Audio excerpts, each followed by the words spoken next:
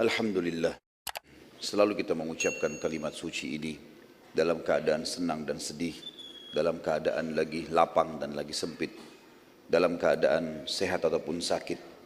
Karena orang beriman akan selalu bergantung pada Tuhannya, dan dia selalu menjadikan kalimat mulia ini sebagai kalimat yang membasahi bibirnya, sehingga selalu ada saja jalan keluar dan fasilitas yang sempurna dari Sang Pencipta Allah. Juga kita panjatkan salam hormat kita, salawat dan taslim yang telah diperintahkan oleh Sang Pencipta Allah agar diucapkan selalu setiap saat untuk manusia yang telah disempurnakan jalur nasabnya, fisiknya dan ilmunya, dan dinobatkan menjadi penutup para nabi dan rasul. Serta Sang Pencipta Allah menjanjikan bagi siapapun yang memberikan salam hormat kepada manusia terbaik ini akan dibalas langsung oleh Sang Pencipta 10 kali salam, yang berarti akan diberikan rahmat dan karunia dari Sang Pencipta. Maka sangat wajar kalau kita selalu mengucapkan salawat dan taslim kepada Nabi besar Muhammad sallallahu alaihi wasallam. Pada pertemuan kita yang sebelumnya sudah panjang lebar kita menjelaskan peperangan yang sangat mulia, perang Khandaq, dan juga beberapa kejadian-kejadian dari mukjizat-mukjizat baginda Nabi sallallahu alaihi wasallam, sampai kita mengambil waktu kurang lebih 3,5 jam karena menjelaskan dua peperangan sekaligus, perang Khandaq sampai selesai, dan juga perang Bani Quraidah, suku Yahudi yang telah berkhianat, yang akhirnya diperangi oleh Nabi SAW. Dan kita sudah tahu bagaimana Sa'ad bin Mu'adz radhiyallahu anhu menghakimi atau menghukum laki-laki mereka dan juga perempuan dan anak-anak mereka. Tentu teman-teman sekalian, setelah selesai perang Khandaq ini, ada banyak sekali suku-suku Arab tadinya yang ikut partisipasi. Induknya adalah Quraisy, Sulaim, dan Ghatafan. Juga dua suku Yahudi, Kainuqa dan Nadhir. Tetapi ada suku-suku lain juga, suku-suku kecil dari bangsa Arab ini yang ikut. Dan kita lihat setelah bubarnya perang Ahzab, selesainya pasukan Ahzab terbubarkan dengan hikmah Allah, dengan angin topan yang Allah kirim dengan musim dingin, dan juga masuk Islamnya Naim bin Mas'ud radhiyallahu anhu yang akhirnya memecah belahkan pasukan Ahzab sehingga mereka terkalahkan. Maka Nabi SAW bersabda dengan kalimat mulia, mulai hari ini Quraisy tidak akan pernah memerangi kita lagi, tapi kita yang akan memeranginya. Nabi SAW mengajarkan kepada kita sebuah hukum syariat yang penting sekali, yaitu menghukum orang-orang yang pernah menyerang muslimin. Selain daripada hukum syari yang sudah kita jelaskan juga pada pertemuan sebelumnya, kalau pengkhianat agama yang membahayakan muslimin, hukumnya dikisos, dipenggal, dibunuh. Ya. Sebagaimana Nabi SAW mendukung pendapat Sa'ad bin Mu'adz pada saat mengeluarkan hukum 700 pasukan perang suku Quraidah dibunuh. Kali ini kita akan bahas insya Allah ke depannya upaya Nabi SAW menghukum suku-suku Arab yang ikut partisipasi dalam perang Ahzab.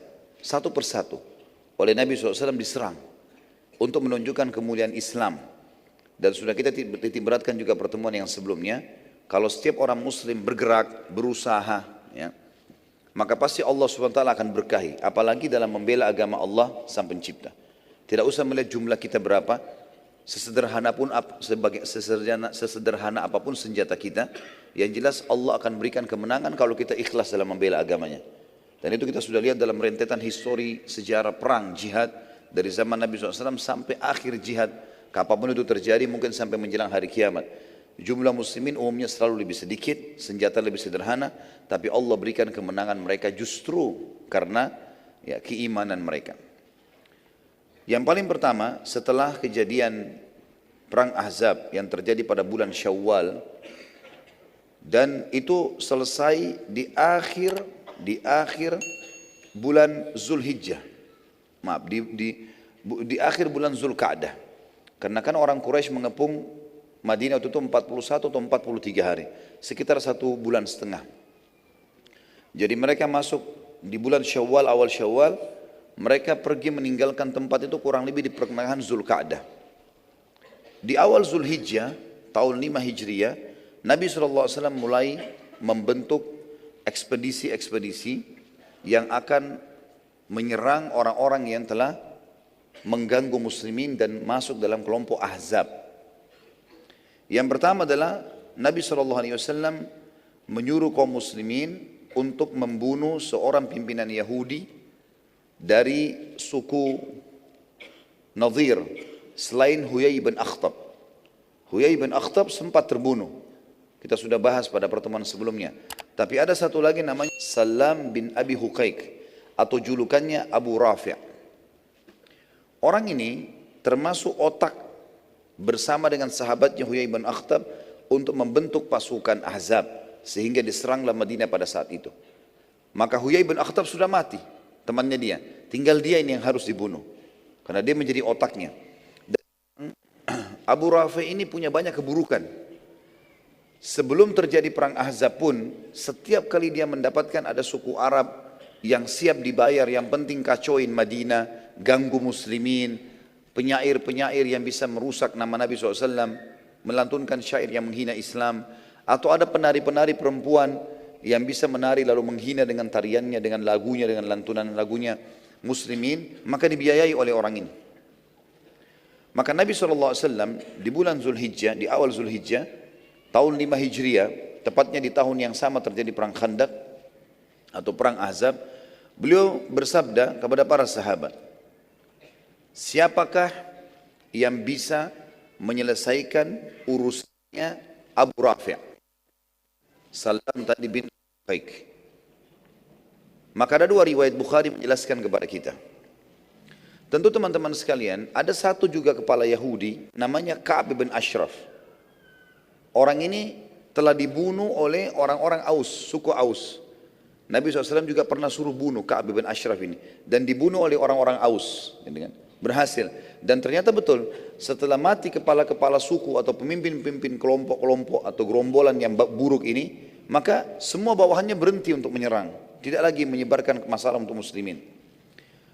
Karena yang bunuh Ka'ab bin Ashraf dan Nabi SAW puji orang-orang yang membunuhnya dari suku Aus, maka kali ini suku Khazraj. Sudah sering saya ulangi, Ansar terdiri dari dua suku, Aus dan Khazraj.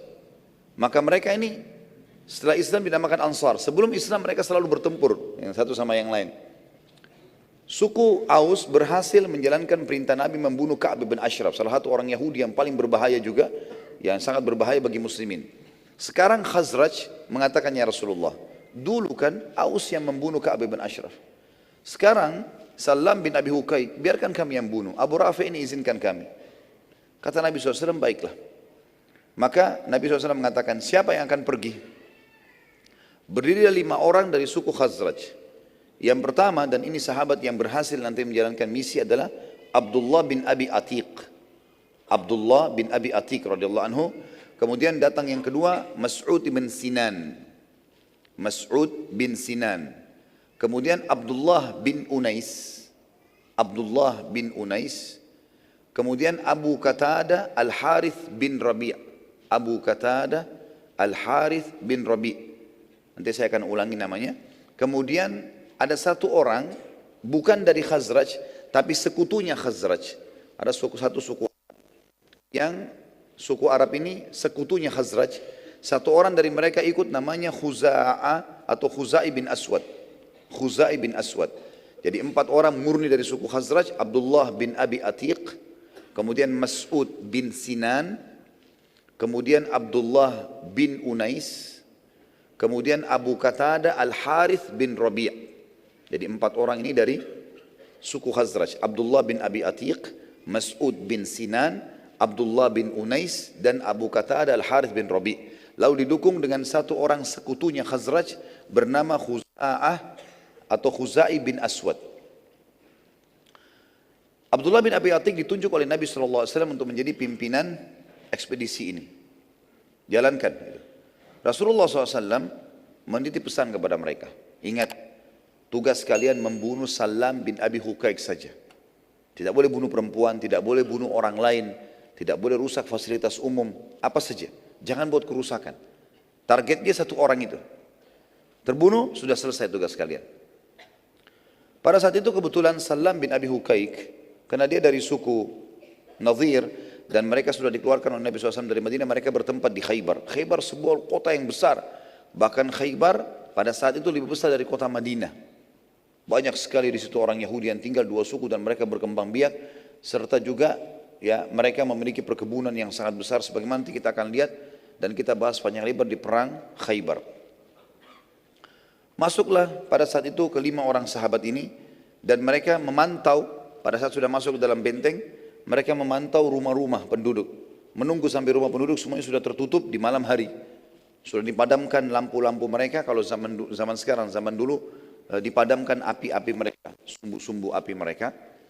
Kemudian pergilah kelima orang sahabat ini mengetuk rumahnya Abu Rafi'.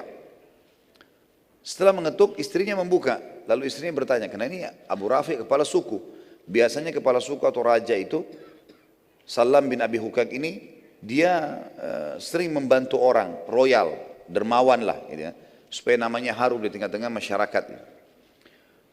Maka istrinya mengatakan untuk buka pintu, siapa kalian ini? Kepada 5 orang sahabat ini. Mereka bilang, kami adalah orang-orang kafilah Arab yang sedang membutuhkan bantuan bekal makanan. Maka berkatalah istrinya Salam, masuklah, temui suami saya. Maksudnya disuruh masuk ke ruang tamu gitu. Maka pada saat mereka masuk ke ruang tamu, sempat salah seorang sahabat bertanya, rumah ini seperti apa? Ditanya kepada istrinya, si Salam. Oh ini kamar saya, ini gini. Dia polos menyampaikan begitu saja. Maka para sahabat tahu di mana kamar tidurnya Salam. Tiba-tiba tanpa pakai menunggu, ada satu orang sahabat menunggu di pintu utama rumah untuk menjaga istrinya Salam supaya tidak keluar, melaporkan kepada orang Yahudi. Kemudian yang 4 masuk ke dalam kamar tidurnya. Dan mereka mengatakan di dalam hadis Bukhari, kami demi Allah menemukan kamar Salam sangat gelap. Dan kami tidak bisa melihatnya kecuali karena memang kulitnya sangat putih. Jadi orangnya sangat putih dan gagah sekali. Saking putihnya sampai kami melihat dia di posisi tempat tidurnya seperti kain putih yang sedang digantung di sebuah tembok yang hitam. Maka tanpa menunggu satu kesempatan pun, sahabat ini rame-rame menusukkan ya, pedang-pedang mereka, menghantamkan mereka, dan Abdullah bin Abi Atik pimpinan ekspedisi ini yang menusuk ke dadahnya sampai akhirnya Abdullah bin Salam meninggal dunia, mati. Istrinya sempat menangis, teriak-teriak. Lalu sahabat yang di depan pintu hampir menebaskan pedangnya, tapi dia mengingat pesan Nabi SAW tidak boleh bunuh wanita. Maka kelimanya pun akhirnya keluar dari rumah Salam, kemudian melarikan diri pulang ke Madinah dan berhasil melakukan ekspedisi ini. Dalam riwayat Bukhari yang lain diceritakan, Nabi SAW selesai sholat 5 waktu di masjid. Tidak disebutkan tentu sholatnya sholat apa di sini. Yang jelas dari salah satu dari 5 waktu sholat wajib. Nabi SAW berkata, siapa yang akan menyelesaikan urusannya Abu Rafi' untukku? Abu Rafi' untukku. Abdullah bin Abi Atik mengatakan, ini tentu versi yang berbeda. Tapi sama, kasusnya adalah membunuh Salam bin Abi Hukaik. Kata Abdullah bin Abi Atik, saya Rasulullah, saya akan membunuhnya. Kata Nabi SAW, pergilah dan bawalah beberapa teman-temanmu. Maka pergilah mereka dan berlima tadi orang ini. Pergi. Mereka pergi sampai mereka mendekati benteng Khaybar. Dan tahu ini adalah bentengnya Salam atau Abu Rafi'. Mereka pun menunggu di luar dan mereka menunggu, mendengar, mencari informasi, mendengar di sekitar benteng. Ada suara yang menyebutkan Abu Rafi', Abu Rafi', sampai mereka mengetahui ini adalah rumahnya Abu Rafi'. Dan dalam riwayat ini dijelaskan agak berbeda. Rumah Abu Rafi' 2 lantai dan Abu Rafi' ada di atas, serta di sebelah kamar dia ada beberapa kamar pengawalnya. Mereka pun mendengarkan suara Abu Rafi', Abu Rafi'. Maka mereka tahu ini adalah kamarnya. Kata 4 orang sahabatnya Abdullah bin Abi Atik tadi, radhiyallahu anhu ajma'in, bagaimana? Kami mau istirahat dulu, sudah malam. Mungkin besok kita pikirkan bagaimana cara menyerang. Kata Abdullah radhiyallahu anhu, silakan, kalian istirahat saja. Kalau saya mau cari celah. Mungkin ada celah yang bisa kita masuk malam ini dan kita membunuhnya, selesai misi kita. Maka keempat orang istirahat. Ada hutan, semacam pembohonan, kebun-kebun kurma di luar benteng Khaybar. Mereka istirahat di situ. Abdullah bin Abi Atik tunggu depan gerbang sambil memikirkan bagaimana caranya bisa masuk ke tempatnya Abu Rafi' ini. Dengan hikmah Allah pada saat itu tiba-tiba terdengar gemuruh dalam benteng dan suara, karena mereka menggunakan bahasa Arab orang-orang Yahudi ini, karena mereka berbaur dengan orang Arab sebagaimana saya jelaskan pertemuan yang lalu. Maka mereka mengatakan, untahnya raja kita Abu Rafi' sedang hilang. untahnya Abu Rafi sedang hilang. Maka berbondong-bondong masyarakat dalam benteng itu keluar. Jumlahnya banyak. Anak kecil, perempuan, laki-laki, orang tua, masih orang muda semuanya pada keluar. Pegang obor. Tujuannya untuk mencari ya, untanya Abu Rafi. Kata Abdullah bin Abi Atiq, saya temukan di pintu gerbang ada 2 atau 4 orang penjaga sangat jeli. Dia menghafal wajahnya orang-orang yang tinggal dalam benteng. Dia menghafal wajahnya orang-orang yang dalam benteng. Maka dia tahu kalau ini pendatang. Kata Abdullah, saya tidak temukan kesempatan untuk masuk ke dalam benteng lebih tepat daripada sekarang. Karena lagi ramai. Dia bilang saya tutup wajah saya. Kemudian saya menyelip bersama orang-orang yang pada saat mereka sudah temukan unta Abu Rafi, mereka masuk. Lalu saya dengarkan di telinga saya di kiri kanan pintu gerbang ini, penjaga mengatakan cepatlah, cepatlah, jangan ada penyelip yang masuk. Kata Abdullah, saya pun masuk. Begitu orang-orang pada masuk, saya temukan ada di dekat pintu gerbang kandang keledai. Dan hewan keledai ini, semoga Allah muliakan kita tentunya. Kandang keledai ini, teman-teman sekalian, dan saya bahasakan ini, semoga Allah muliakan. Kita kalau menyebutkan nama hewan, ya, tempat kotoran, kita lebih baik mengatakan semoga Allah memuliakan kita. Doa agar Allah SWT memuliakan tidak menjadi seperti tempat-tempat. Dan kita tahu keledai ini adalah hewan yang disebutkan dalam Al-Quran. Suaranya sangat mungkar, ya. Dan haram dimakan kalau keledai yang hidup bersama manusia. Walaupun dia tidak bertaring. Maka yang terjadi teman-teman sekalian, kata Abdullah bin Abi Atiq, saya masuk ke kandang keledai, dan keledai ini hewan yang sangat diam. Bahkan Allah SWT sebutkan juga dalam salah satu ayat yang lain, diberikan ibarat keledai itu, ya, kalau ada orang-orang yang pintar, orang yang belajar agama, tapi dia tidak mengamalkan ilmunya, seperti keledai yang memikul buku, maka tidak ada manfaatnya sama sekali. Yang jelas keledai ini sifatnya salah satunya adalah dia tidak bergerak, dia tidak pusing. Ada siapa di sebelahnya, ada bahaya atau enggak, seperti itulah. Abdullah bin Abi Atiq mengatakan tepat saya berada di sebelah keledai tersebut sampai seluruh penduduk benteng sudah masuk. Saya lihat sudah aman, sunyi, penjaga pun gerbang sudah mencantolkan ya, penutupnya. Mereka pun pergi istirahat karena setiap hari selalu mereka merasa aman. Tidak sangka kalau malam itu akan ada masalah. Kata Abdullah, setelah aman, tenang semuanya, saya biarkan beberapa saat lalu saya naik tangga. Kemudian saya masuk menuju ke arah yang tadi dianggap rumahnya Salam bin Abi Hukaik atau Abu Rafi ini. Dia bilang, saya pun menutup pintu-pintu rumah-rumah yang di kamar-kamar di sekitarnya, pintu-pintu pengawal. Jadi pintunya mereka kalau mau pergi jauh biasanya ditaruh ada cantolan, digembokin gitu yang ditutup. Kayak zaman sekarang, zaman sekarang sudah ada juga kunci ya. Zaman dulu juga begitu, mereka pasang besi, mereka cantol dan mereka gembokin. Yang jelas Abdullah mengatakan saya menutup semua ruangan-ruangan di sebelah ruangan Abu Rafi, lalu saya masuk. Saya temukan sangat gelap. Dan Ibnu Hajar rahimahullah dalam Fathul Bari Sahih, syarahnya Sahih Bukhari, mengatakan bahwasanya Abdullah bin Abi Atiq ini dalam terjemahan pribadinya memiliki mata yang rabun. Tapi orangnya sangat pemberani, gitu kan. Di malam hari dia tidak bisa lihat, apalagi orang yang normal saja tidak bisa lihat, apalagi orang yang rabun. Kayak sekarang mungkin orang yang berkacamata, cuma zaman dulu kan tidak ada kacamata. Yang jelas Abdullah mengatakan saya masuk, saya buka pintunya gelap sekali. Saya nggak tahu di mana arahnya Salamin atau Abu Rafi. Lalu saya menggunakan suara saya sambil mengatakan, Abu Rafi, di mana kamu? Abu Rafi tahu suara-suara pengawalnya. Ini suara asing. Lalu dia mengatakan, siapa kamu? Tiba-tiba kata Abdullah, begitu saya dengar suaranya dari arah tertentu, saya ke sana, lalu saya tebaskan pedang saya. Lalu kemudian saya kembali ke pintu, karena gelap sekali. Di pintu minimal masih ada cahaya di langit. Gitu. Ternyata Abu Rafi belum mati. Masih keluar suaranya, kesakitan. Kata Abdullah, saya menggunakan kesempatan lagi, saya mengatakan, ada apa wahai Abu Rafi? Dengan bahasa yang berbeda, dengan suara yang berbeda. Dia bilang. Maka Abu Rafi mengatakan, ada orang yang berusaha bunuh saya. Kata Abdullah, begitu saya dengar suara di arah tertentu, saya kejar lagi, saya tebas lagi dengan pedang. Lalu saya ke pintu lagi. Ternyata Abu Rafi belum mati. Dalam riwayat begitu. Lalu dia bilang, saya ubah lagi suara saya. Kenapa Abu Rafi? Kenapa? Ada orang yang mau bunuh saya. Gitu. Tolonglah segera. Kata Abdullah, begitu saya tahu arah suara, saya ke sana. Lalu saya tancapkan pedang di dadanya sampai saya dengar tulang belakangnya bunyi. Setelah itu dia bilang, saya pun memastikan kalau dia mati. Lalu saya keluar, karena sudah tidak ada suara. Dia bilang saya turun dari tangga. Waktu saya turun dari tangga, saking buru-burunya dan anak tangga turun itu kecil, saya sempat terjatuh dan tulang kering saya, tulang kering di depan betis itu patah dia bilang. Maka saya pun mengikatnya dengan imamah saya, lalu saya berjalan dengan satu kaki. Tadi sebelum dia naik tangga, pintu gerbang sempat dibuka sama dia dan dicantolin sedikit batu. Maka dia mudah sekarang buka lalu dia pergi. Begitu dia masuk ke tengah hutan, di tempat perkebunan kurma, teman-temannya dibangunin sama dia, lalu bangun. Dia mengatakan, ada apa wahai Abdullah? Abdullah bin Abi Atik mengatakan, radhiyallahu anhu majma'in, Allah sudah membunuh musuhnya. Kata mereka, bagaimana ceritanya?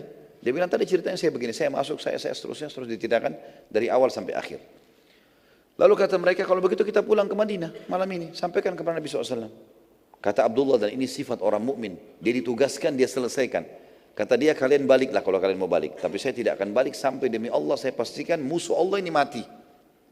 Dan tradisi orang-orang Yahudi pada saat itu kalau ada raja mereka atau kepala suku mati, di benteng-benteng mereka di pojok-pojok itu ada kayak menara, di situ mereka teriak-teriak mengatakan si fulan mati, si fulan mati. Datanglah ke rumahnya, ya, ada yang punya hak silakan diambil dan seterusnya. Maka pada saat itu dia bilang, saya menunggu sampai menjelang waktu subuh, saya sholat subuh dan mulai pada saat mulai agak terang, kata Abdullah bin Abi, teman-teman sudah pulang semua ke Madinah.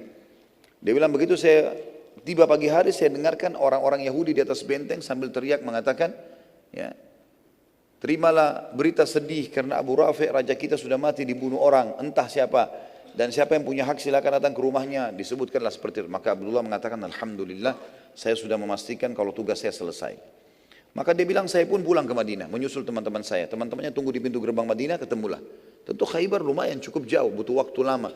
Begitu ketemu di pintu gerbang, lalu mereka sama-sama masuk. Pada saat mereka bertemu dengan Nabi SAW, menyampaikan berita gembira. Begini ya Rasulullah ceritanya. Maka Nabi SAW mengatakan, alhamdulillah yang telah membinasakan musuhnya. Gitu kan? Kemudian Abdullah bin Abi Atik mengatakan, tapi ya Rasulullah kaki saya patah. Saya begini ceritanya, jalan di tangga jatuh, patah tulang saya. Kata Nabi SAW, meluruskan kakimu. Diluruskan, lalu baginda Nabi SAW meludahinya. Mendoakan dan meludahinya, kemudian Abdullah bin Abi Atik mengatakan tiba-tiba saya bisa loncat seperti kaki saya tidak pernah patah sebelumnya. Tapi ini ingat, ludahnya siapa? Nabi alaihi salatu wassalam. Ya. Ini perlu dikasih bawahi karena banyak orang jual ludahnya, ya. La haula wala quwata illa billah. Ludahin air tiba-tiba dijual, ya. Maka ini perlu digarisbawahi teman-teman sekalian. Dan ini kisah tentang ekspedisi tadi Abdullah bin Abi Atiq di bulan Zulhijjah tahun 5 Hijriah. Di bulan Muharram tahun 6 Hijriah, tepatnya 1 bulan setelah itu, Nabi SAW mengirim sahabatnya yang bernama Muhammad bin Maslamah radhiyallahu anhu. Dan sebenarnya Nabi SAW sekarang sudah targetnya Mekah ini. Targetnya sekarang sudah Mekah. Tapi sebelum menguasai Mekah dan menyerang Mekah, beliau ingin menyisir wilayah di sekitar situ. Semua nanti wilayah yang akan dilewati oleh Nabi SAW untuk ke Mekah itu sudah aman.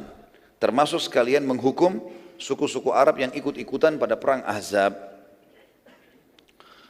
Setelah kematian Abu Rafi', Nabi SAW mengutus ekspedisi pertama lagi setelah perang Ahzab dan juga suku Quraidah yang dipimpin oleh Muhammad bin Maslamah. Dan kekuatannya sebenarnya tidak besar, cuma 30 orang saja. Ekspedisi ini menuju ke wilayah Bani Qirtha.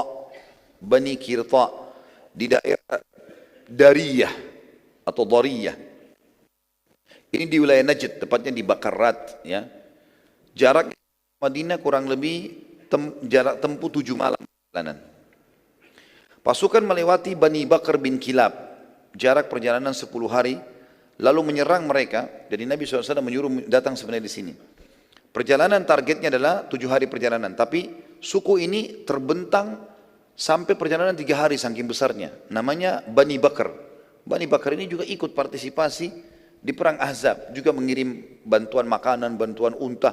Mengirim sedikit pasukan bersama orang-orang Quraisy dan Yahudi pada saat itu. Maka Muhammad bin Maslamah berhasil menyerang mereka tanpa mereka sadari, walaupun cuma 30 orang, tapi Muhammad bin Maslamah menyerang selepas sholat subuh, di waktu masih gelap, dan berhasil pada saat itu menang dan mendapatkan ghanimah karena suku ini buyar semuanya, melarikan diri bubar, kemudian mereka mendapatkan 100 ekor unta dan 3.000 ekor domba sebagai ghanimah. Pada saat kembali ke Madinah, Muhammad bin Maslamah bersama pasukannya menemukan seseorang yang mereka tawan karena mereka kira ini bagian daripada suku Bakr. Saat tiba di Madinah, Nabi SAW menyambut dengan berita gembira, ternyata mereka menang, bawa ghanimah. Dan Muhammad bin Maslamah juga menunjukkan kalau ada beberapa tawanan yang kami bawa. Waktu Nabi SAW mengecek tawanan-tawanan, Nabi SAW terkejut karena melihat di tawanan ternyata ada Thumama bin Gusal. Thumama bin Gusal ini teman-teman sekalian adalah orang tadi yang ditemukan oleh Muhammad bin Maslamah di jalanan. Tadinya dikirain dari suku Bakar, ternyata bukan, orang kebetulan lewat. Dia kepala sukunya suku Hanif atau suku Hanifah. Dan ini penguasa wilayah Yamamah. Ini ada kisahnya sendiri. Nabi SAW mengenalnya. Lalu beliau berkata kepada para sahabat, apakah kalian tahu siapa yang kalian tawan ini? Kata para sahabat, tidak wahai utusan Allah. Kami tidak kenal. Kata Nabi SAW, ini adalah Thumamah bin Gusal. Dia kepala suku Hanifah, wilayah, penguasa wilayah Yamamah. Wilayah Yamamah ini wilayah yang sangat luas di dekat kota Mekah. Di dekat kota Mekah. Nabi SAW bersabda kepada para sahabat, layani dengan baik dan khususkan dia dalam pelayanan serta ikat dia di dekat pintu masuknya masjid. Biar dia lihat orang lalu lalang pada saat sholat. Dia dengarkan juga kalau ada penyampaian tausiah atau penyampaian nasihat dari Nabi SAW, dia bisa dengar. Nabi SAW pada saat itu teman-teman sekalian, setiap kali mau sholat, beliau selalu sempatkan mampir bertemu dengan Thumamah. Lalu berkata, wahai Thumamah, bagaimana keadaanmu dan pendapatmu? Kau sekarang tertawan di wilayah kami. Bagaimana pendapatmu? Seperti juga dikatakan, apa sebenarnya maumu? Kau mau bagaimana sekarang? Kata Thumamah, wahai Muhammad, bila engkau membunuh, maksudnya kau bunuh aku gara-gara tawanan ini, maka engkau membunuh seseorang yang memiliki banyak darah yang siap terkorban untuknya. Maksudnya sukuku besar. Wilayah Mama kamu tahu, pasti mereka akan menyerang Madinah. Bila engkau memaafkan, maka engkau memaafkan seseorang yang sangat tahu bagaimana berterima kasih. Apa yang kau minta saya akan kasih. Bila engkau menginginkan harta, sebutkan saja semaumu, maka engkau akan mendapatkannya. Nabi SAW meninggalkan, tidak ngomong apa-apa, mimpin sholat. Dari pagi sampai malam, besok lagi, hari keduanya. Jadi subuh, maghrib, isya jadi targetnya Nabi SAW. Didengarkan ayat-ayat Al-Quran, karena dia orang Arab, mengerti. Di hari kedua Nabi SAW lewat lagi. Pada saat mau sholat subuh, mampir lagi. Lalu bertanya, bagaimana keadaanmu hai Thumamah? Bagaimana pendapatmu? Dia ulangi kalimat yang sama. Wahai Muhammad, bila engkau membunuh, engkau telah membunuh orang yang banyak darah siap terkorbankan untuknya. Bila kau memaafkan, engkau telah memaafkan seseorang yang sangat tahu bagaimana berterima kasih. Bila engkau menginginkan harta, sebutkan saja, maka engkau akan mendapatkannya. Nabi SAW tinggalkan di hari kedua. Kemudian Thumamah melihat, mendengarkan ayat Al-Quran, melihat bagaimana para sahabat pada saat pulang, mereka berpelukan, mereka salaman, saling menanyakan kabar. Dan yang paling membuat dia kagum adalah bagaimana muamalahnya sahabat dengan para tawanan. Thumamah kepala suku, dia tahu bagaimana berperang, bagaimana orang kalau jadi tawanan. Enggak pernah diurus makanannya, enggak pernah dikasih minuman, dibiarin saja mati, bahkan kadang-kadang digebukin, dirampas hartanya secara paksa. Thumamah tidak sama sekali. Bahkan Nabi SAW suruh melayani. Ada seorang sahabat yang sempat menyuapkan dia roti, memegang kurma di tangan kirinya, roti di tangan kanannya. Lalu sahabat ini menyodorkan ke mulutnya Thumamah roti itu, bukan kurma kering. Dia kaget, belum pernah ada orang begini sama tawanan. Dan pada saat jatuh dari mulutnya, sahabat itu tahan, lalu dimasukkan lagi kembali. Padahal dia tidak ada hubungannya sama Thumamah, cuma mendengarkan sabda Nabi SAW suruh berbuat baik pada tawanan. Hari ketiga Nabi SAW lewat lagi lalu mengucapkan lagi, wahai Thumamah, bagaimana pendapatmu? Maka Thumamah mengucapkan lagi hal yang sama. Wahai Muhammad, bila kau membunuh, kau bunuh aku, maka kau telah membunuh orang yang banyak darah siap berkorban untuknya. Bila kau memaafkan orang yang sangat tahu bagaimana berterima kasih. Bila kau mau harta, sebutkan saja. Tiba-tiba Thumamah kaget teman-teman sekalian pada saat Nabi SAW mengatakan, hai Thumamah, aku telah bebaskan kamu dan aku tidak butuh imbalan. Pulanglah. Karena targetku bukan kamu, target kami suku Bakar. Suku kamu Hanifah tidak ada urusan sama kami. Karena tidak ikut-ikut dalam perang Ahzab. Thumamah kaget pada saat itu. Karena biar bagaimana, dia sudah tawanan. Umumnya orang minimal kalau tidak membunuh minta tebusan. Apalagi ini kepala suku bisa bayar berapa saja. Sumama akhirnya keluar dari kota Madinah merenungi kejadian tersebut. Dia mentadabburi ayat-ayat Al-Quran yang dia dengarkan dalam 3 hari. Dia mendengarkan beberapa tausiah Nabi SAW, penyampaian wasiat beliau. Dia melihat bagaimana reaksi para sahabat bermuamalah dengan para tawanan. Bagaimana mereka saling menyapa satu sama yang lain. Dia berpikir ini nggak mungkin salah. Ini pasti agama yang benar. Lalu dia kembali ke Madinah lagi. Kemudian dia mendatangi Nabi SAW. Dia mengatakan, hai Muhammad, bagaimana caranya untuk menganut agamamu? Kata Nabi SAW, ucapkan asyhadu an la ilaha illallah wa anna Muhammad Rasulullah. Sederhana, syahadat. Kata dia, demi Allah wahai Muhammad, saat aku tertawan di sini, tidak ada wajah yang lebih aku benci dari wajahmu, agama dari agamamu, dan negeri lebih dari negerimu. Dan sekarang aku ucapkan asyhadu an la ilaha illallah wa anna Muhammad Rasulullah.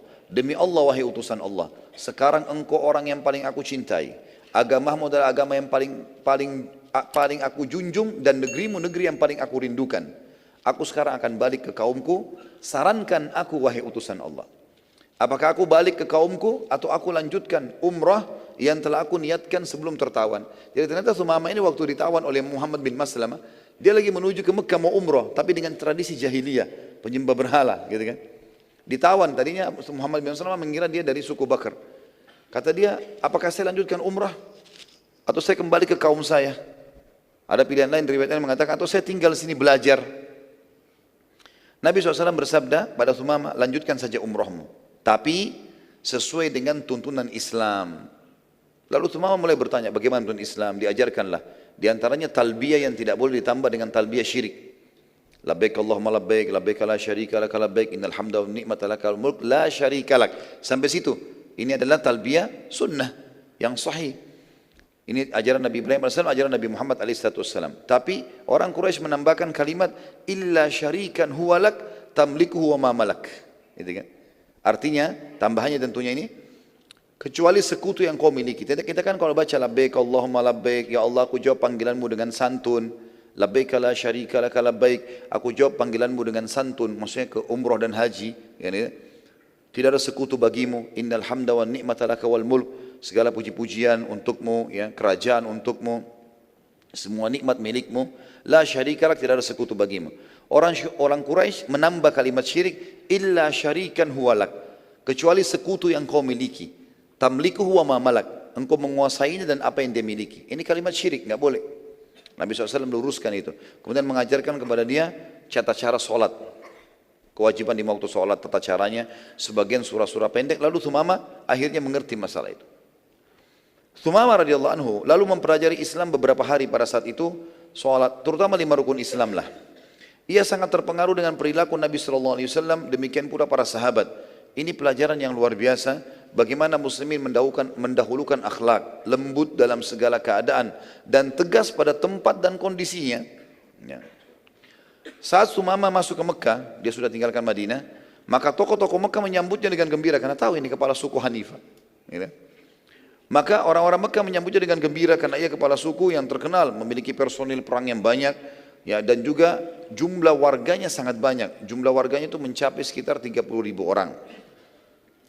Serta yang paling penting adalah suku Hanifah ini ternyata umumnya adalah pedagang-pedagang yang menjadi pemasok utama pangan ke Mekah. Kebutuhan dasar kayak gandum, kurma, itu semua yang masukin ke Mekah adalah suku Hanifah ini. Dan mereka berada di sebelahnya atau di sekitar Mekah. Ya. Jadi antara Mekah sama Jeddah. Karena mereka penguasa wilayah terluas Jazirah Arab yang dikenal dengan Yamamah. Ya. Sumama radhiyallahu anhu tawaf pada saat itu, didampingi oleh pemuka-pemuka Quraisy. Waktu talbiyah, Sumama mengucapkan, labbaik Allahumma labbaik, labbaik la syarika lak labbaik, innal hamda wan ni'mata lak wal mulk la syarika lak. Berhenti, Sumama diam. Dan orang-orang Quraisy tahu selama 13 tahun muslimin di Mekah, pada saat mereka tawaf, mereka melengkapkan ini. Mereka membaca sampai sini. Dan bedanya antara mereka dengan muslimin, karena tidak ada tambahan kalimat terakhir, illa syarikan huwalak tamliku wa malak. Maka orang-orang Quraisy, tokoh-tokoh Quraisy bertanya, hai Sumama, kenapa kau enggak lanjutkan talbiyahmu? Maka Sumama ya, pada saat itu menjawab, memang apa tambahannya? Kata mereka, kan kau sudah tahu. Kenapa harus bertanya? Apa kau sudah menganut agamanya Muhammad dan meninggalkan nenek moyangmu juga? Maka kata Sumamah, ya, saya sudah masuk Islam. Asyhadu an la ilaha illallah wa anna Muhammad Rasulullah. Tiba-tiba pemuka Quraisy marah. Ditawan Sumamah ini. Ditawan, diikat, tawan. Suku Hanifah mengetahui berita kalau kepala sukunya ditahan nih. Maka mereka pun datang mengunjungi Sumamah di Mekah. Lalu Sumamah memerintahkan mereka untuk memboikot asopan pangan semuanya ke Mekah. Maka sukunya pun mengikutinya. Walaupun sebenarnya sukunya dalam keadaan kafir sama dengan Quraisy. Belum masuk Islam, mereka belum tahu itu. Beberapa hari saja semua asopan gandum, kurma, segala macam nggak ada yang bisa masuk ke Mekah. Karena ditahan. Dan pasukan Bani Hanifah menahan juga suku-suku Arab lain untuk masuk ke Mekah. Dalam hitungan 4-5 hari saja sudah kehabisan pangan mereka. Kehidupan mereka makan roti, buku tepung, gandum. Ini nggak bisa sama sekali. Maka akhirnya mereka pun datang kepada Sumamah dan meminta maaf dan janji akan melepaskan Sumamah. Tapi perhatikan teman-teman sekalian, orang subhanallah yang masuk Islam ikhlas karena Allah. Apa yang dilakukan Sumamah radhiyallahu anhu dengan keimanannya waktu itu, walaupun baru masuk Islam beberapa hari, dia bilang, saya akan memaafkan kalian, tapi dengan syarat. Kalian harus minta izin kepada Nabi SAW. Hubungi Madinah dulu. Kalau Muhammad, Nabi SAW izinkan saya melepaskan pangan lagi masuk, saya akan lepaskan. Kalau enggak bakalan. Orang-orang Quraisy jadi kaget ini. Gimana sekarang? Terhina sekali. Mereka harus hubungi Madinah untuk supaya ini masuk lagi asopan. Dan luar biasa bagaimana Allah menolong agamanya hanya dengan satu orang ini. Gitu kan. Maka akhirnya terpaksa orang-orang Quraisy mengirim seseorang di sana datang kemudian menyampaikan tentang kejadian Sumamah bin Gusal. Lalu Nabi SAW tersenyum sambil mengatakan, baiklah, kalau begitu saya lepaskan. Gitu kan. Sebelumnya tentu ada Abu Sufyan yang datang. Jadi orang Quraisy utus Abu Sufyan langsung, kepala suku mereka, datang ke Madinah. Abu Sufyan datang. Yang tadinya ini pemimpin perang Ahzab nih. Ya. Sekarang dia datang, dia masuk ke Madinah, dia izin baik-baik. Lalu dia mengatakan, aku memohon padamu hai Muhammad, berbuat baiklah pada kaum kerabat dan sukumu. Izinkan suku Hanifah membuka pemboikotan mereka pada Mekah. Akhirnya Nabi SAW mengizinkan dan pada saat itu tersebarlah berita satu jazirah Arab kalau Quraisy ternyata memohon dari Nabi SAW dan muslimin juga kota Madinah agar mendapatkan makanan mereka dan ekonomi mereka sekarang berada di tangan kaum muslimin. Berada di tangan kaum muslimin. Insya Allah sebentar kita lanjutkan lagi dengan lanjutannya ada perang suku As-Sa'ad. Allahu a'lam. Subhanakallahumma bihamdika asyhadu an la ilaha illa anta astaghfiruka wa atubu ilaik. Wassalamualaikum warahmatullahi wabarakatuh.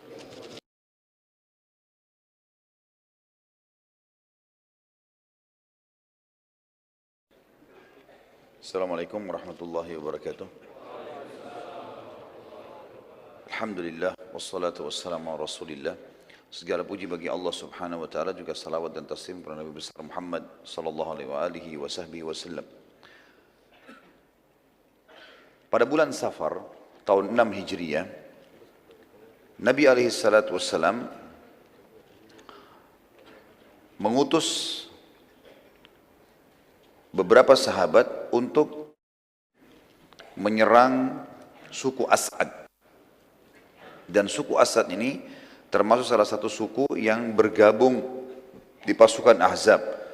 Dan pimpinan mereka bernama Tuwalaihah bin Khuwailid al-Uzdi. Nabi SAW sempat mengutus kepada mereka 40 pasukan kuda dan memilih Uqashah bin Muhsin radhiyallahu anhu agar memerangi mereka. Tentu Uqashah bin Muhsin terkenal dengan keterampilan menunggangi kuda dan pedangnya, dan dia sering dijadikan oleh Nabi SAW memimpin dalam peperangan. Dan dialah yang sempat hadis yang masyhur waktu Nabi SAW mengatakan 70.000 dari umatku masuk surga tanpa hisab. Lalu kemudian Uqashah mengatakan, doakan saya termasuk salah satu 70.000 itu ya Rasulullah. Kata Nabi SAW, kau termasuk dari 70.000 itu. Ada sahabat lain yang mengatakan, ya Rasulullah doakan saya juga. Kata Nabi, kau telah didahului oleh Uqashah. Ya. Uqashah bin Muhsin radhiyallahu anhu pergi 40 orang. Hal ini Nabi SAW memilih dia karena Uqashah sendiri dari suku As'ad. Ini sukunya dia, tapi sukunya tidak masuk Islam tentunya. Maka pada saat tiba di sana dia sangat tahu seluk beluknya dan akhirnya dia mengatur strategi perang. Dan ternyata Uqashah berhasil dengan kelihayannya radhiyallahu anhu menyerang suku As'ad. Dan waktu dia menyerang, setelah sholat subuh ternyata di pemukiman kosong. Dan yang ada cuma 10 orang. Dan 10 orang ini berhasil ditawan oleh Ukasha. Ya. Ternyata sudah kosong, tidak ada lagi harta, tidak ada lagi orang, semuanya sudah kosong. Ini semua disebabkan karena suku As'ad telah mendengar kalau muslimin sudah mulai menghukum siapapun yang ikut di perang Ahzab. Karena mereka ketakutan, akhirnya mereka melarikan diri dari pemukiman mereka. Dan mereka buat pemukiman di tempat lain, tapi Allahu alam di mana. Yang jelas salah satu dari tawanan dari 10 itu mengatakan, wahai Ukasha, mau enggak saya menunjukkan kepadamu di mana hartanya suku As'ad. Tapi dengan syarat, kamu lepaskan saya, bebaskan saya. Kata Ukasha, baiklah. Akhirnya jalanlah pasukan muslimin 40 orang ini dengan tawanan tersebut. 10 orang, salah satunya ikut. Semua 10 ikut, tapi yang satu ini di depan menunjukkan jalan. Karena terlalu jauh masuk ke padang pasir ke dalam. Maka Ukasha jadi khawatir, jangan sampai orang ini menipu. Lalu dia kemudian kembali mengancam si tawanannya, mengatakan, jujurlah atau kepalamu akan aku penggal. Maka orang itu pun mengatakan, percayalah, saya tidak berdusta dan buktikan sendiri. Akhirnya teman-teman sekalian, betul-betul mereka tiba di sebuah lembah, ada gunung besar, dan di belakang gunung itu ada lembah yang agak curam, agak dalam. Dan kata dia, di belakang inilah semua harta kami letakkan. Waktu Ukasha ke sana betul-betul ditemukan ternyata betul lembah itu penuh dengan unta, kambing, kemudian harta-harta mereka banyak ditimbun di situ dan suku mereka melarikan diri jauh dari tempat itu. Maka Ukasha pun memenuhi janjinya, melepaskan orang tersebut lalu membawa ganimah yang sangat banyak. Dan ini pelajaran juga teman-teman sekalian. Kita kalau lihat pasukan-pasukan Nabi SAW tidak selamanya besar. Jumlahnya selalu kecil saja umumnya. Kebanyakan pasukan-pasukan kecil diutus 30 orang, 10 orang. Tadi kita lihat misalnya waktu membunuh Abu Rafi', Nabi cuma utus 5 orang. Tayammum punya keterampilan. Setelahnya diutus 10 orang. Ini diutus 40 orang. Gitu kan. Dan kita lihat juga nanti ada pasukan Nabi SAW jumlahnya 200 orang. Jadi pasukan tidak terlalu besar sebenarnya. Tapi selalu memang umat Islam memperlihatkan kalau mereka punya kekuatan. Sehingga musuh itu tidak berani untuk mengganggu kaum muslimin sebagaimana keadaan sekarang ini karena umat Islam banyak lalai, akhirnya musuh mau melakukan apa saja itu mereka bisa lakukan itu. Selanjutnya ada peperangan juga, tepatnya di bulan Jumadil Ula, tadi bulan Safar, beberapa bulan setelah itu di bulan Jumadil Ula, Nabi SAW juga memerangi Bani Lihyan, suku Lihyan. Suku Lihyan ini agak berbeda sedikit, mereka tidak ada hubungannya sama perang Ahzab. Tapi kalau teman-teman ingat, pelajaran kita di pekan di bulan yang lalu, ada penjelasan tentang beberapa suku dari Lihyan ini datang pura-pura masuk Islam di Madinah, kemudian mereka meminta beberapa sahabat Nabi penghafal Quran diminta diantar ke sukunya. Ternyata pada saat tiba di wilayah dekat Quraisy, mereka berkhianat. Mereka menjual sahabat ini ya, kepada suku-suku yang akhirnya menjual lagi sahabat ini ke orang-orang Quraisy. Dan akhirnya ada 6 orang sahabat yang terbunuh pada saat itu. Suku Lihyan ini diantaranya salah satunya Asim. Ya, kalau masih ingat ada kisah Asim radhiyallahu anhu, orang yang pernah dijanjikan oleh keturunannya Bani Abdiddar. Ada satu perempuan di Mekah yang mengatakan siapa yang bisa membunuh Asim, karena dia membunuh beberapa orang yang memegang bendera Quraisy di perang Uhud. Maka saya akan bersihkan batoknya lalu kemudian saya akan isikan dengan emas. Ya, kurang lebih seperti itulah. Yang jelas suku Bani Lihyan ini yang menjadi pengkhianat tadi. Nabi SAW pada saat itu membawa 200 pasukan personil pada saat itu, dan ini dikatakan gazwah. Kalau tadi sebelumnya sariyah. Kalau masih ingat istilah-istilah ini tentu teman-teman sekalian, sariyah adalah pasukan 3 orang sampai kurang lebih 100 atau 200 orang diistilahkan dengan sariyah. Dan ini umumnya Nabi SAW tidak ikut. Tapi kalau Nabi SAW ikut, walaupun jumlahnya sedikit, dinamakan gazwah. Kalau pasukan besar, Nabi tidak ikut, lebih dari 1000 orang, 500 orang, namanya ma'rakah. Ibnu Qayyim rahimahullah menceritakan, Rasulullah SAW menuju ke Bani Lihyan 6 bulan setelah perang Bani Quraidah. Kurang lebih 6 bulan setelah perang Bani Quraidah. Ya. Yang kita sudah sebutkan perang Bani Quraidah sebelumnya. Rasulullah SAW hendak menyerang Bani Lihyan dengan membawa 200 personel pasukan dan beliau memimpin sendiri, makanya dinamakan Ghazwah. Dan wilayah yang beliau tuju, beliau iklankan akan menyerang negeri Syam. Padahal Nabi SAW tidak menginginkan negeri Syam. Ini salah satu strategi perang Nabi SAW. Beliau mengiklankan wilayah tertentu, tapi beliau tidak berbohong. Betul-betul beliau menuju ke wilayah itu. Tapi kemudian beliau dari sana mengatur strategi untuk menyerang musuh yang jadi target. Pada saat itu Nabi SAW mengamanahkan kota Madinah agar menjadi pemimpin pengganti beliau Abdullah bin Ummi Maktum radhiyallahu anhu. Tepatnya tiba di sebuah lembah namanya Guran, dan sekarang ini di pemerintahan Saudi namanya wilayah Khulais. Kurang lebih jaraknya 87 km dari kota Madinah. Salah satu lembah yang terdekat dengan wilayah Lihyan. Lembah tersebut terletak antara Amaj dan Usfan, tempat beberapa sahabat yang sempat gugur karena pengkhianatan. Karena itu Nabi SAW sempat mampir dan mendoakan mereka, para sahabat tadi, dan memohon ampun dan rahmat untuk mereka. Bani Lihyan mengetahui kedatangan Nabi SAW dengan mata-mata mereka, maka mereka melarikan diri ke puncak-puncak gunung, dan Nabi SAW pada saat masuk ke pemukiman mereka tidak menemukan satu orang pun. Dan gunung jauh di padang pasir, mereka melarikan diri. Maka Nabi SAW sempat tinggal selama 2 hari di tempat mereka untuk menunjukkan kekuatan kaum muslimin, walaupun hanya 200 personil. Dan waktu itu Bani Lihyan memiliki personil ribuan orang, tapi mereka semua melarikan diri. Nabi SAW waktu itu sempat mengutus beberapa sahabat mencari tahu, mengejar Bani Lihyan, namun tidak menemukan satupun di antara mereka. Nabi SAW lalu menuju ke wilayah Usfan dan mengutus 10 personel kuda dari 200 itu, dipimpin oleh Abu Bakar radhiyallahu anhu, untuk masuk ke perkampungan Ghanim namanya. Ini untuk memantau berita Quraisy, sudah dekat dengan wilayah Mekah. Jadi sudah dekat sekali dengan Mekah. Lalu Nabi SAW kembali ke Madinah setelah menduduki tempat tersebut selama 14 hari. Dan ini disebutkan oleh Ibnu Qayyim rahimahullah dalam buku beliau Hadil Ma'ad fi Hadi Khairil Mi'ad. Ini di jilid 3 halaman 276. Dalam riwayat atau kisah yang lain, dalam buku-buku sejarah yang lain disebutkan, Bani Lihyan termasuk yang berkhianat dan membunuh beberapa orang sahabat, diantaranya Asim radhiyallahu anhu. Kisah masyhur yang dikenal juga dengan kisah kejadian mata air Raji', ya, di mana suku Lihyan menyerahkan sebagian sahabat yang mereka jual pada Quraisy, dan akhirnya Quraisy membunuh sebagiannya dan suku Lihyan membunuh sebagian yang lain. Suku Lihyan dalam kisah yang lain ini, retorika penyampaian yang lain, suku Lihyan mendengar bahwasanya muslimin mulai memerangi satu persatu siapapun yang ikut dalam perang Ahzab, maka mereka berhati-hati sekali dan mereka menyebarkan sebanyak mungkin mata-mata. Namun mereka tidak bisa mendapatkan informasi, hanya saja mereka tahu muslimin keluar kemudian menuju ke negeri Syam, dan negeri Syam jauh dari mereka. Tapi karena ketakutan mereka akhirnya meninggalkan wilayah kekuasaan mereka, dan muslimin berhasil datang ke wilayah Lihyan. Setelah tiba di dekat negeri Syam, Nabi SAW turun kembali untuk ke pemukiman mereka dan sempat tinggal selama 2 hari untuk menunjukkan kemuliaan Islam. Dalam riwayat yang kedua ini disebutkan, Nabi SAW pada saat mau pulang ke Madinah baru mampir di tempat lokasi kuburan para sahabat yang terbunuh pada saat itu. Lalu beliau berdoa. Kalau riwayat yang pertama tadi, mampir dulu baru kemudian menyerang suku Lihyan. Dan ini juga termasuk pelajaran teman-teman sekalian, sunnah dari Nabi SAW dalam Islam, untuk kalau lewat kuburan, ziarah. Mampir sebentar, mengucapkan salam dan mendoakan para jenazah, kenal atau tidak kenal tentunya.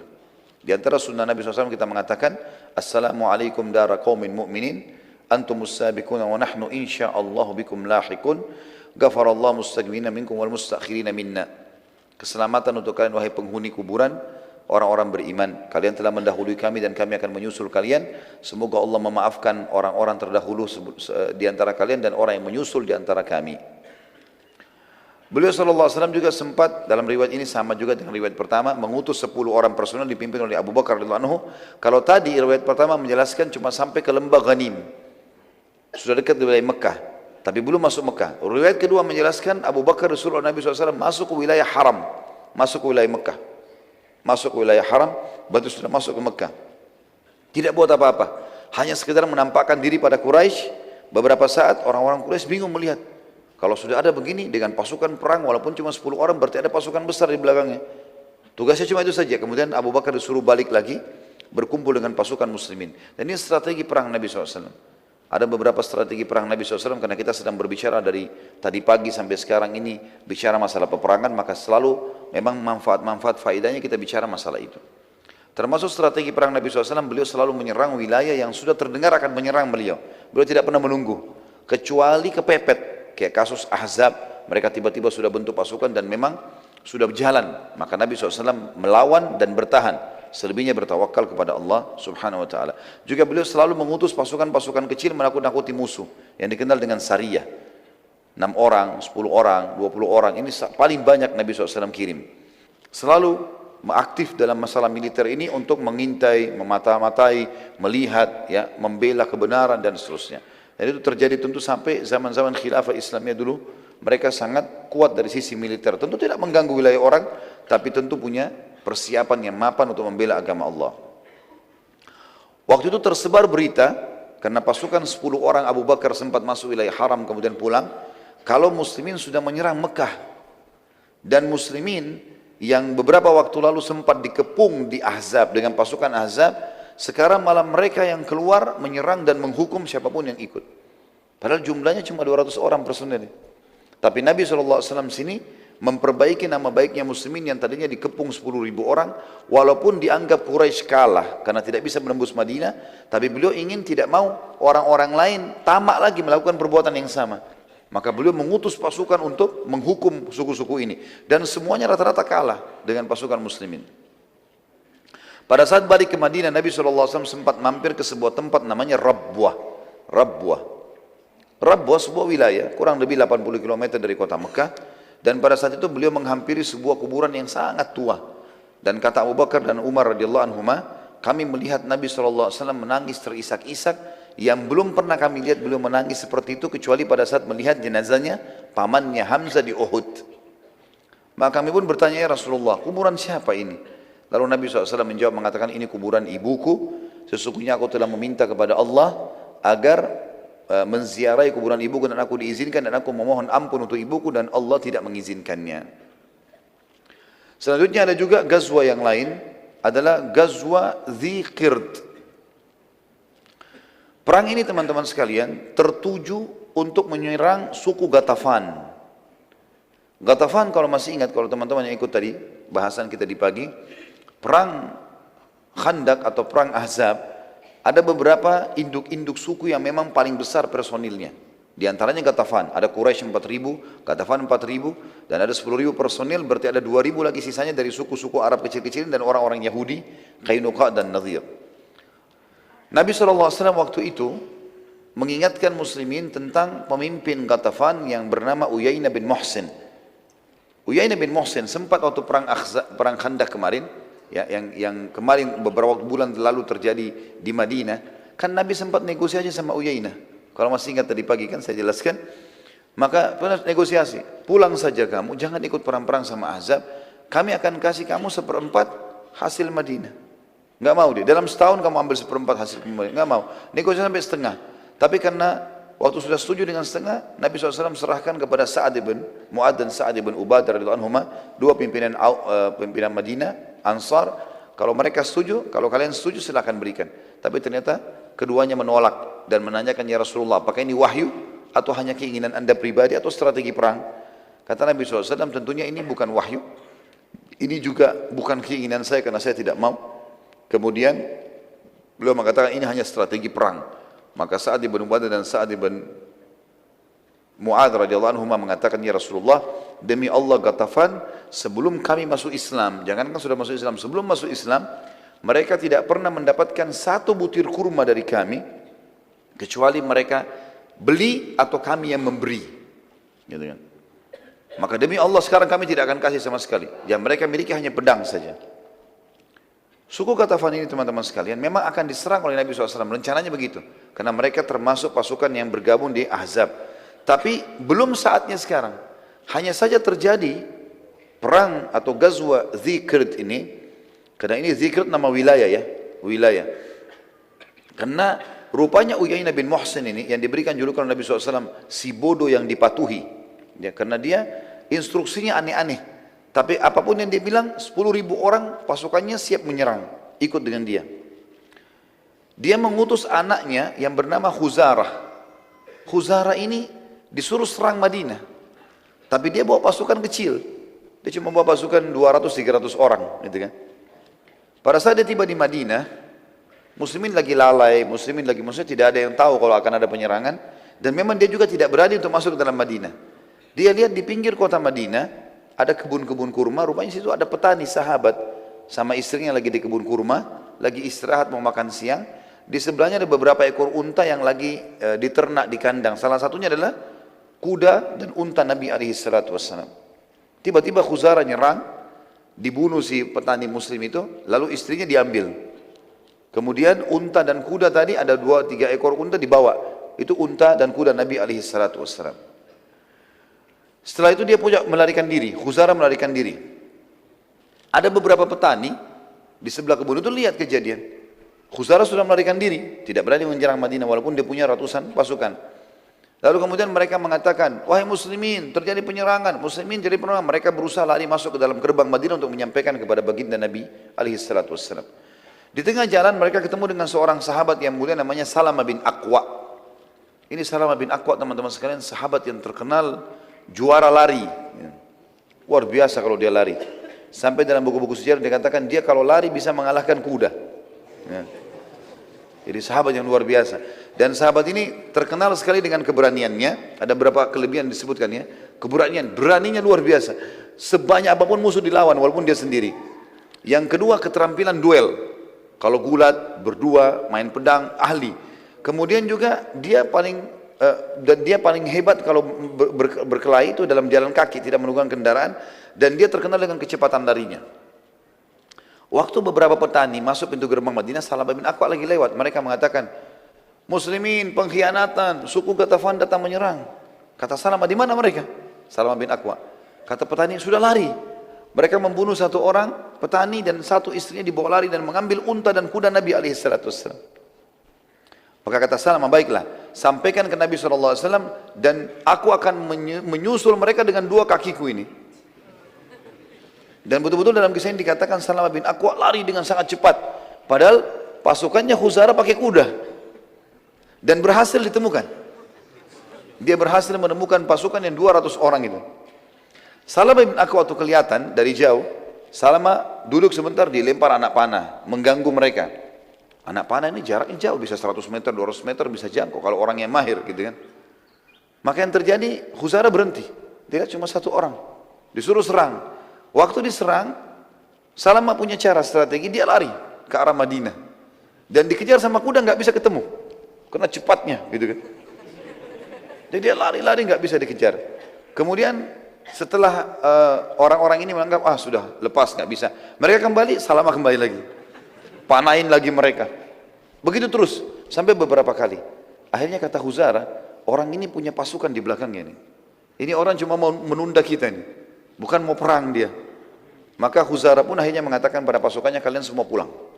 Bawa tawanan ini, si perempuan muslimah ini, bawa unta sama kuda ini, biarkan saya, dia dengan adiknya namanya Habib, dan ada 2 orang lagi pasukannya dia, 4 orang nunggu di situ. Pada saat itu teman-teman sekalian, para petani berhasil menyampaikan info kepada Nabi SAW. Tanpa menunggu, Nabi SAW mengutus pasukan 200 orang. Dan 200 orang ini dipimpin oleh Sa'ad ibn Zaid. Sa'ad ibn Zaid radhiyallahu anhu. Beliau mengatakan pada saat itu, jihad wahai muslimin. Terkumpul 200 orang ini, Sa'ad ibn Zaid lalu disuruh oleh Nabi SAW segera nyusul cepat. Lalu kemudian Nabi SAW menunggu pada saat itu sampai akhirnya terkumpul 700 personil kuda lain. Selain 200 tadi ada 700 lagi. Dan Nabi SAW memimpin sendiri 700 itu. Makanya dinamakan Ghazwah. Dinamakan Ghazwah. Salamah bin Aqwa terus saja beradu sama 4 orang ini. Tapi Salamah bin Aqwa berusaha menghindar dari 4 orang ini karena yang dia mau kejar yang banyak tadi, yang ratusan itu. Maka dia berusaha menghindar sampai dia berhasil meloloskan diri dari 4 orang ini. Dia mau mengejar yang 196 orang tadi. Maka yang 4 orang ini tiba-tiba kaget pada saat itu waktu mereka mau kejar Salamah. Rupanya pasukannya Sa'ad yang 200 orang sampai, Sa'ad bin Zaid tadi. Sampai. Di dalam pasukan ini, rupanya Sa'ad mengutus, di dalam pasukan ada 1 orang namanya Abu Qatadah. radhiyallahu anhu, sahabat Nabi yang mulia. Abu Qatadah ini terkenal juga dengan keberanian dan keterampilan perangnya gitu. Dan ini juga pelajaran teman-teman sekalian. Berarti memang para sahabat itu punya keterampilan individual dalam keterampilan perang. Mereka belajar semua. Dan ini teman-teman juga perlu belajar bela diri, belajar keterampilan, dan niatnya untuk olahraga dan sekaligus satu waktu kalau dibutuhkan. Bukan untuk melakukan pemberontakan atau hal-hal yang buruk, itu nggak mungkin. Gitu ya. Umat Islam tidak mengenal itu. Tapi dia tidak boleh juga lalai.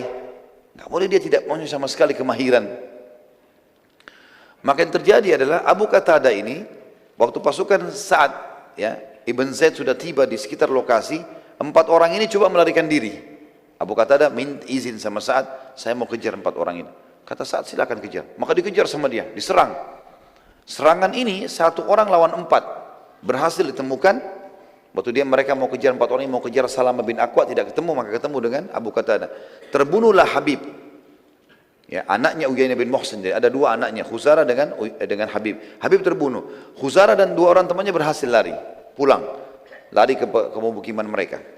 Waktu itu Abu Qatadah mau mengejar 3 orang ini, tapi ini ada korbannya dia, ada Habib. Habib ini pakai baju kerajaan karena dia anak raja, anaknya Uyainah bin Muhsin, kudanya bagus.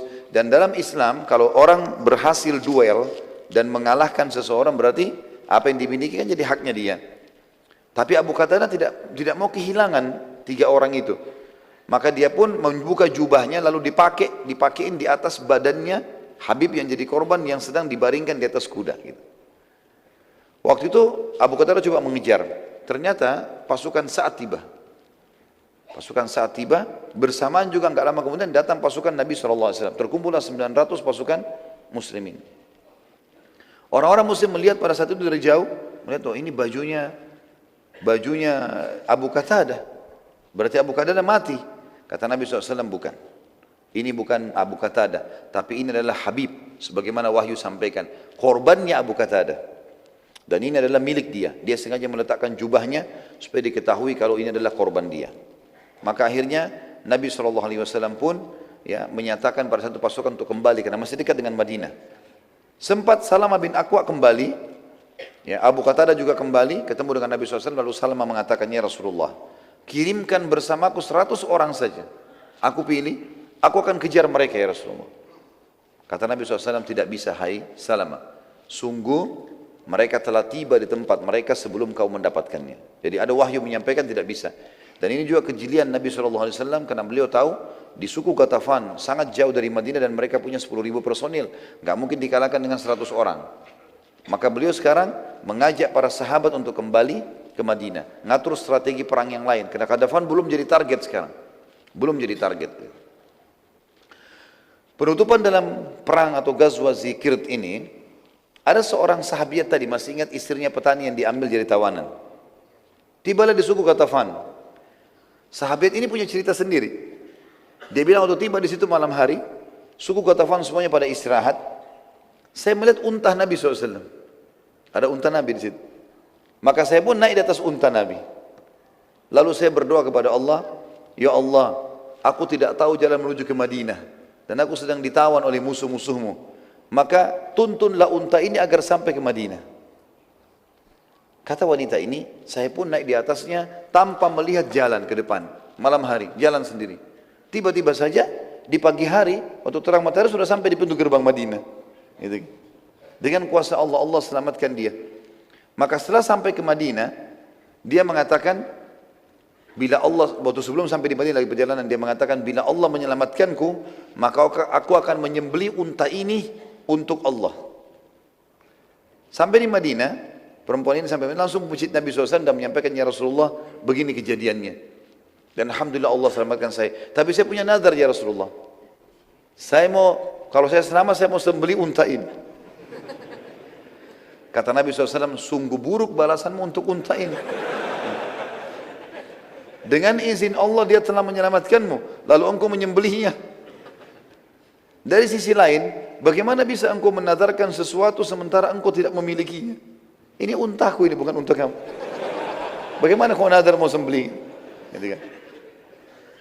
Akhirnya dari sini juga keluar sebuah hukum syar'i dalam buku fikih kita, tidak boleh bernazar kepada hal yang bukan dimiliki.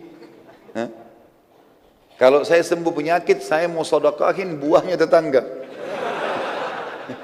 Tidak boleh. Bukan punya dia. Bagaimana caranya?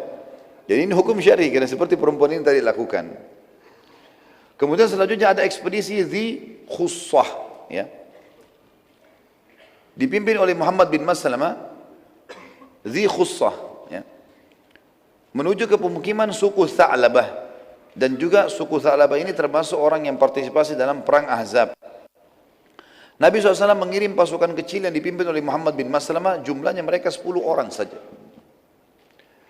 untuk mengetahui keadaan suku Tha'labah. Namun ternyata suku Tha'labah ini, teman-teman sekalian, telah mempersiapkan diri dan mereka sudah berjaga-jaga jauh dari wilayah mereka, karena mereka sudah dengar Nabi SAW sudah menghukum orang-orang yang ikut dalam perang Ahzab.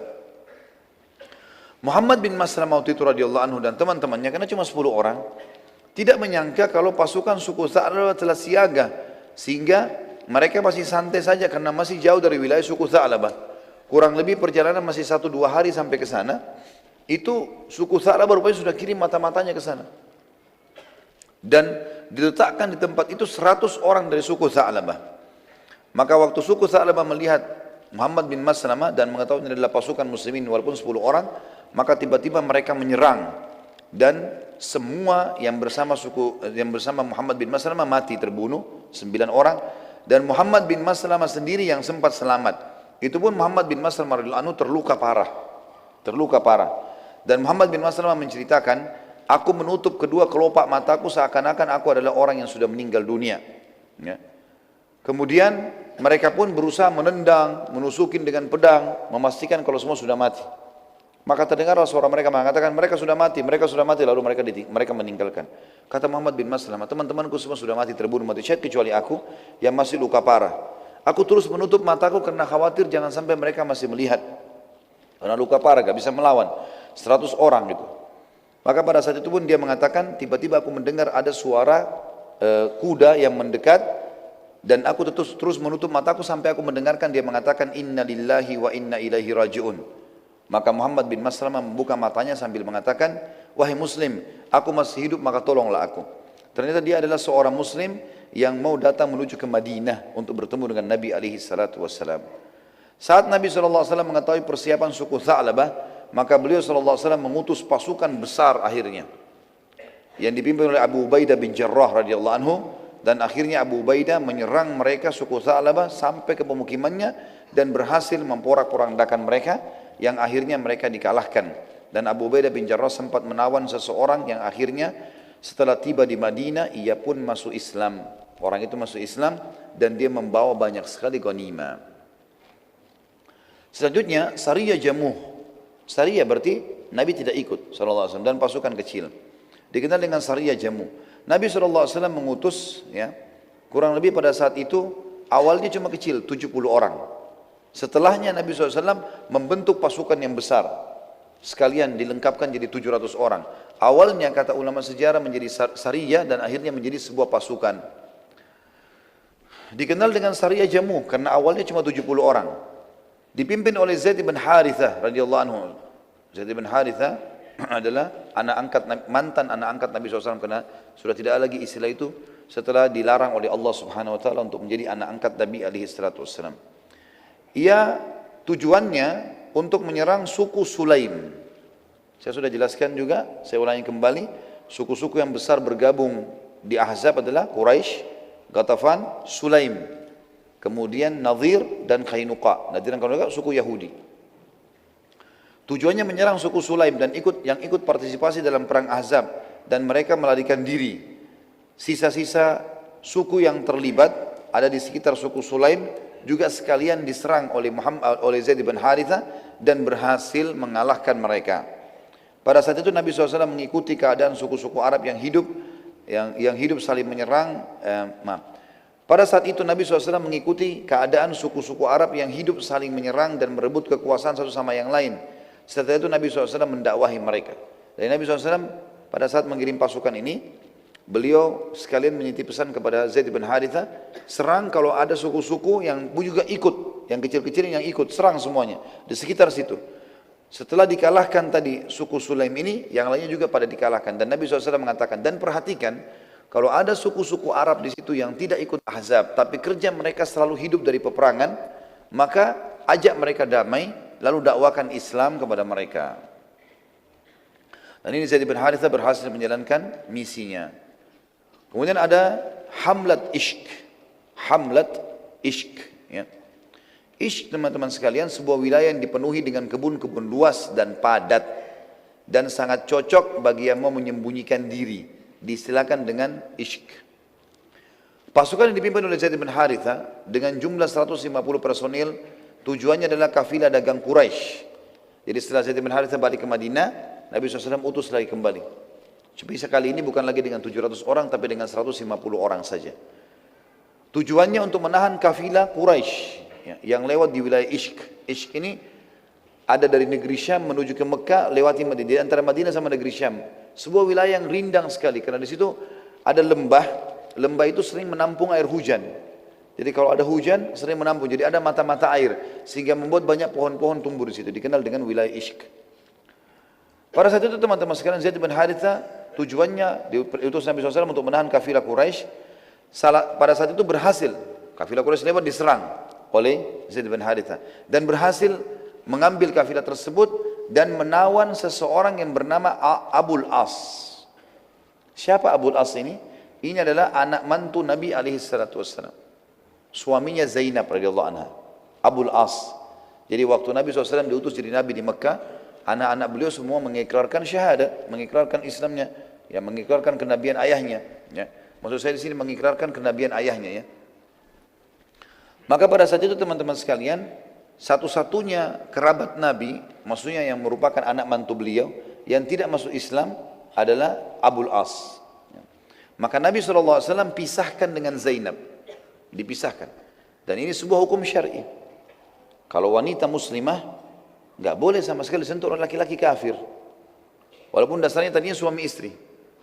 Maka harus dipisahkan terlebih dahulu sampai suaminya masuk Islam. Gitu kan? Hukum syar'inya begitu. Terjadi pada anak Nabi SAW Zainab. Karena Abul As tidak mau masuk Islam, maka Nabi pisahkan. Tapi masih status suami istri. Dipisahkan dalam kata tidak boleh berhubungan biologis di sini. Pada saat Nabi SAW bertakbir untuk sholat, karena dibawa Abul As ini dibawa ke Madinah. Rupanya Abul As ini tahu kalau Zainab ada, dan Zainab belum menikah dengan muslimin. Walaupun sudah sekian tahun pisah. Kan sekarang kasusnya sudah tahun ke-6 Hijriah. Berarti sudah 6 tahun hijrah. Kasus dakwanya Nabi SAW di Mekah 13 tahun. Di awal Islam, tahun pertama masa kenabian, jadi 13 tahun di Mekah, tahun pertamanya Abul As sudah tidak mau masuk Islam. Berarti Abul As sudah pisah sama Zainab lama sekali nih. 13 tahun di Mekah, tambah lagi 6 tahun di Madinah ini. Gitu. Sudah lama sekali, belasan tahun. Abul As tahu informasi kalau Zainab belum menikah. Maka dia pun mengirim informasi, minta tolong kepada muslim yang sedang menawannya, menjaganya, sampaikan kepada Zainab salam saya, dan tolong ya tebus saya. Minta supaya Zainab tebus. Dalam sebuah riwayat Bukhari dijelaskan Nabi SAW pada saat ya, sholat subuh dan seluruh sahabat ikut sholat bertakbir, tiba-tiba saja saya selesai sholat, ada suara dari saf perempuan, suaranya Zainab. Zainab mengatakan, sungguh aku telah melindungi Abul As. Sungguh aku telah melindungi Abul As. Selesai salam, Nabi SAW tanya para sahabat, apakah kalian dengar apa yang tadi saya dengarkan? Kata mereka, iya ya Rasulullah. Kata Nabi SAW, demi Allah aku benar-benar tidak tahu menahu masalah tersebut. Saya tidak tahu ini kalau dalam pasukan tadi dalam tawanan itu ada Abul As. Saya juga tidak tahu kalau anak saya Zainab mau minta melindungi mantan suaminya ini. Gitu kan. Maka perkara ini aku serahkan pada kalian, terserah. Muslimin ambil keputusan. Serentak seluruh sahabat berkata, sebagai penghormatan pada anda wahai utusan Allah, kami menghormati Zainab, dan karena itu kami bebaskan Abul As. Para sahabat pun akhirnya membebaskan Abul As, dan serentak para sahabat juga sepakat membebaskan semua tawanan sebagai penghormatan pada kedudukan Abul As yang masih statusnya anak mantu Nabi cuma dalam keadaan kafir. Saat Abul As melihat kemuliaan akhlak para sahabat, bukan cuma dia yang dibebasin, tawanan bisa dibunuh setiap saat. Bukan cuma dia, tapi teman-temannya semua dibebaskan karena justru memuliakan dia. Maka ia pun pamit pulang ke Mekah kepada Nabi SAW. Tentu dia belum kembali sama Zainab ini. dalam keadaan kafir. Kemudian dia kembali ke Mekah, lalu dia kembalikan semua amanah yang dititipkan sama dia. Jadi rupanya setelah Nabi SAW tinggalkan Mekah, yang dipercaya oleh penduduk Mekah adalah Abul As, anak mantu Nabi SAW ini. Berikanlah amanah-amanah, karena dulu Nabi SAW tempat penitipan harta-hartanya orang-orang Mekah.